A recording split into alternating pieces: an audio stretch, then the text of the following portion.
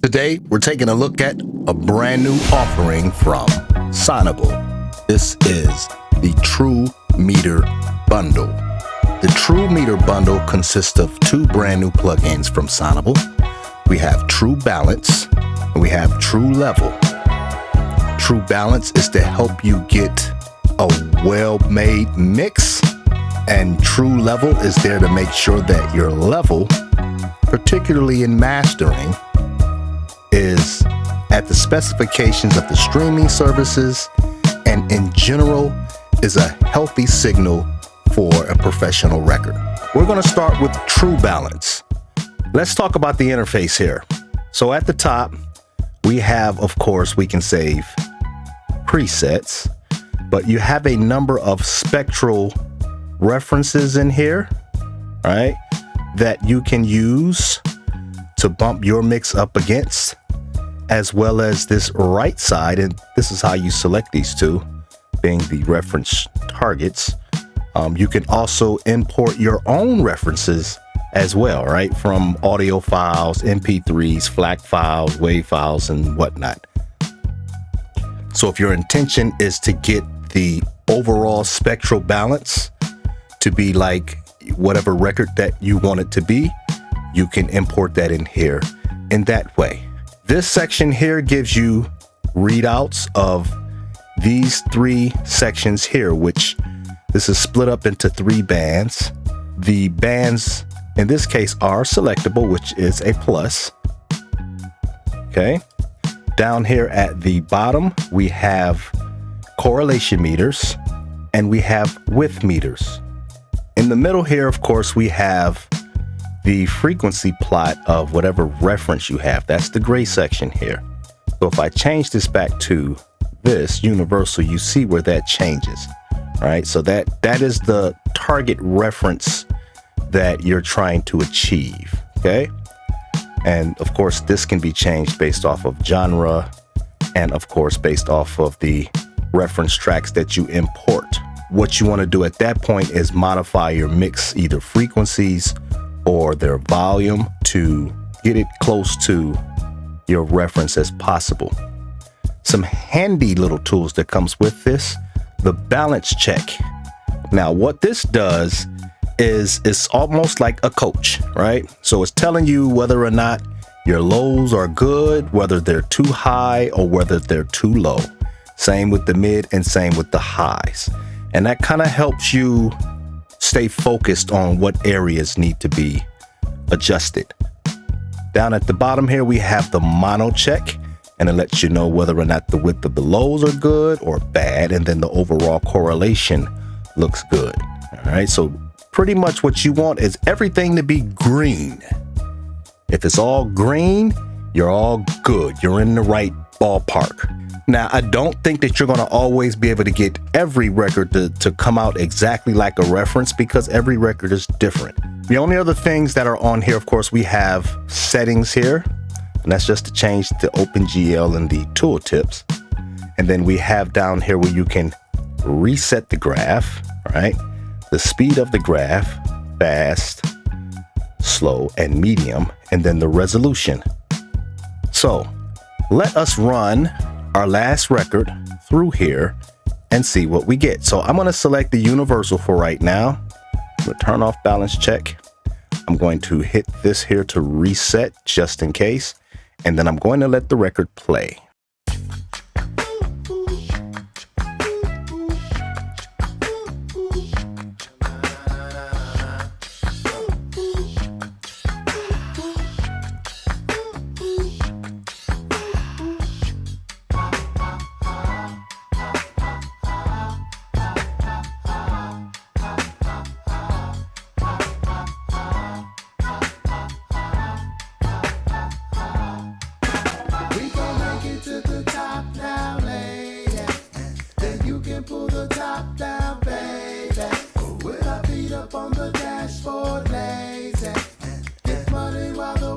All right, so far I'm seeing green across the screen, and that's what we're looking for. So if I hit balance check, well, let's start with mono check. So right now it's telling me the width of the lows look good, the overall correlation looks good. Now, what I did notice down here, and I disengaged it just to show this, is that the low width has some movement down here. So what you can do is put you something like an imager that works on mid and side bands, and you can keep that narrowed down. So I just re-engaged it. So now it's pretty steady down here in the low end, which it should be. All right, so our mono check looks good. All right, so we'll disengage that. Let's take a look at the balance check. Balance check says that all the levels are good. Now, let's see what happens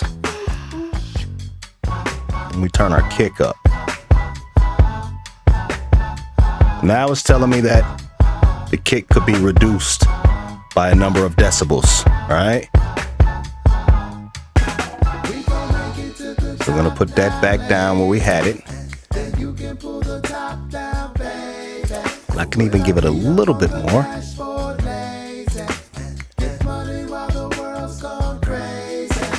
Let's see what it does right there. And at the end of the day, this is it's a guiding tool, right? It's just to help you to stay in a specific range in your mix so that you're getting the typical optimal balance, right? That's the whole point. And as you can see, this is not exactly like it. And it's given a little bit of grace when we get over the range here. So that's good. Now this button here allows you to, it's almost like an auto gain function. So it'll stay with the overall volume of the mix. Otherwise, if you leave it static or fixed, this is what happens. So if I'm down here, you see everything goes yellow, right?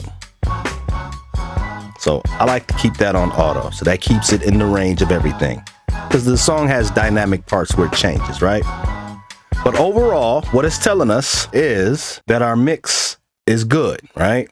We're in the pocket, we're close to our reference, and that's generally what you do with this plugin. Now, we've got our mix well balanced. It's saying that we're in a good place. Let's take a look at True Level. True Level is all about, in my opinion, it's about mastering. It's about getting your final 2-track to a specific specification, as can be seen here. If I click here, these are all of the loudness targets that are currently out there that we engage with as engineers, as music producers, composers, and whatnot. But you can also set your own loudness target as well.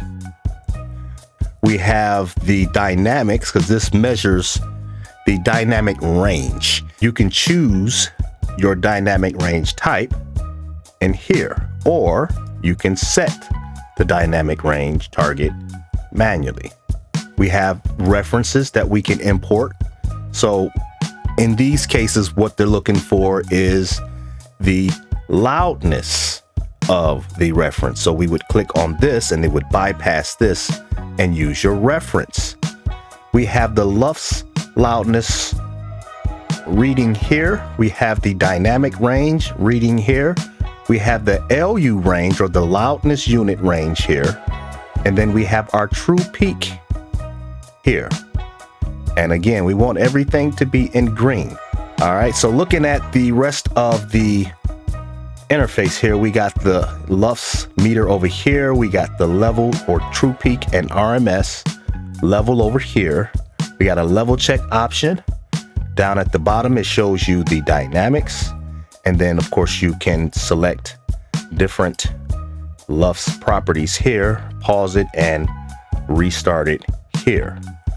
All right, so let's flip the script here, because now we're gonna have to turn on some mastering. So I'm gonna show you what I'm using for the mastering in this case. All right, so for our volume maximizing, we're using the L1 Ultra Maximizer, and we're also using Fire the Clip after the fact. All right, so let's get started. I'll bypass Fire the Clip for now.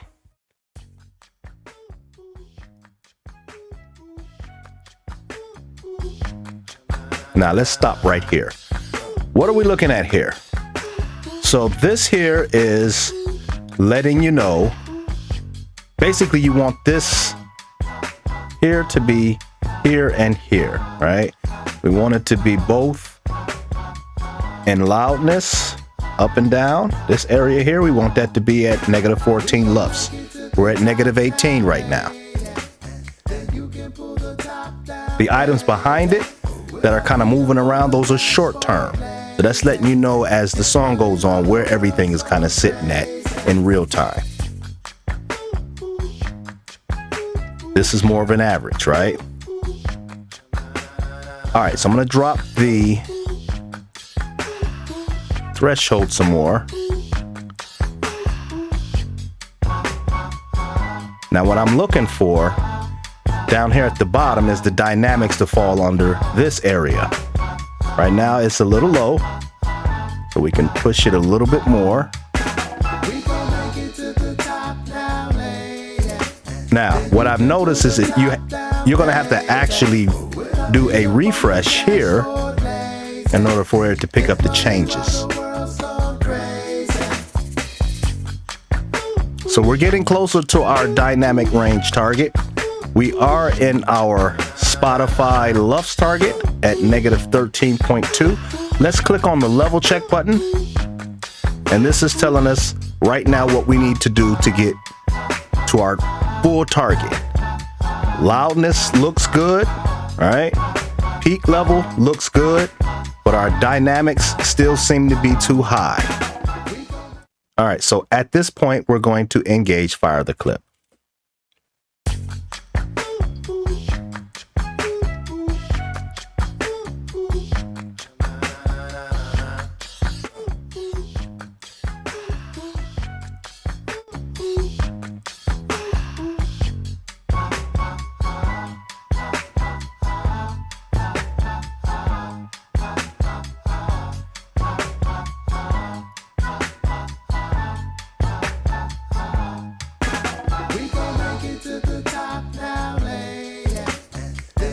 Pull the top down, baby.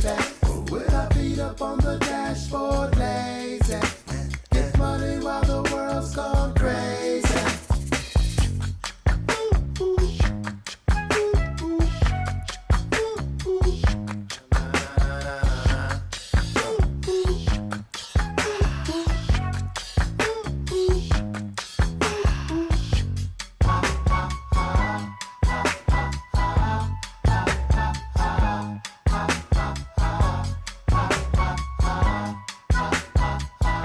Ooh, we are right on the verge there. All right, so far, we're good. And I think we could squeeze just a little bit more from here.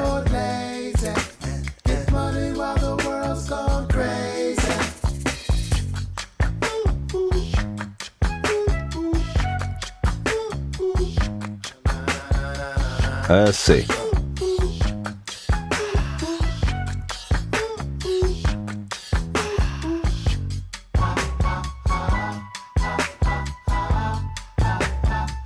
All right, now what I'm seeing is right now our peaks are not where they should be. And the reason is I have auto on Fire the Clip. So let me take that off.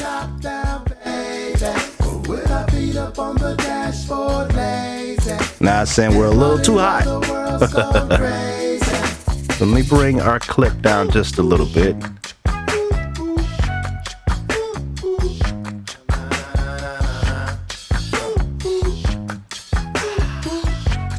Now if I disengage Fire the Clip, it falls back down to 1.1. So let me do this. I'm going to increase the ceiling, and then we'll re-engage Fire the Clip and push it.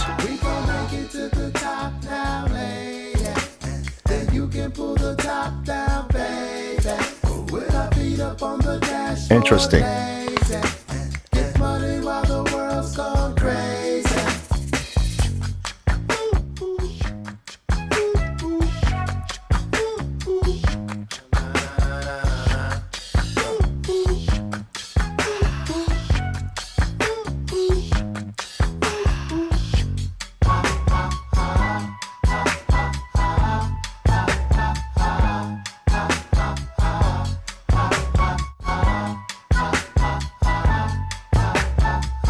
Okay, so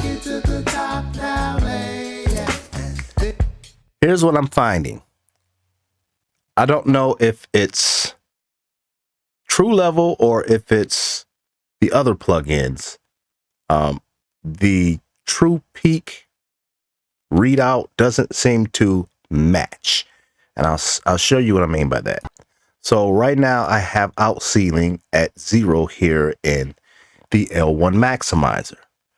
The fire the clip has been disengaged, and I have the True Peak setting here set inside of the L1 maximizer. So if I reset this, it's reading at 0.2. So if I bring it down by 0.2, it's now reading at 0. So there's a discrepancy between this True Peak and what the other plugins are giving off. All right, I don't know if that's a bug or if that's an intention or what the case may be, but it is definitely something that you should be aware of. All right, so I'll engage, fire the clip again, reset.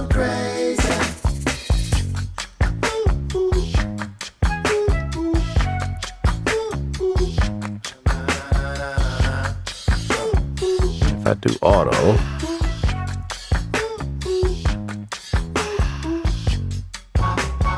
it's a little cleaner. All right, so we're green across the board here. We're making it work with what we have, right? So I'm -2 over here. I'm supposedly True Peak here. I unengage that. Doesn't seem to change.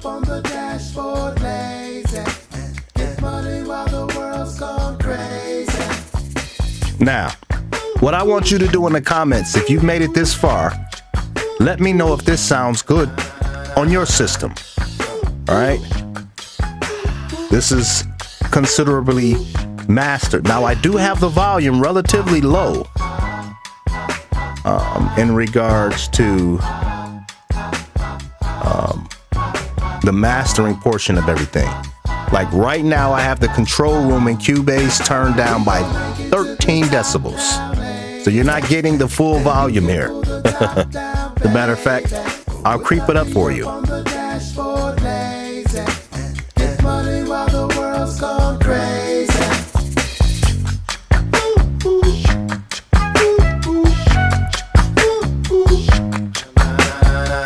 Now take a listen at that and let me know.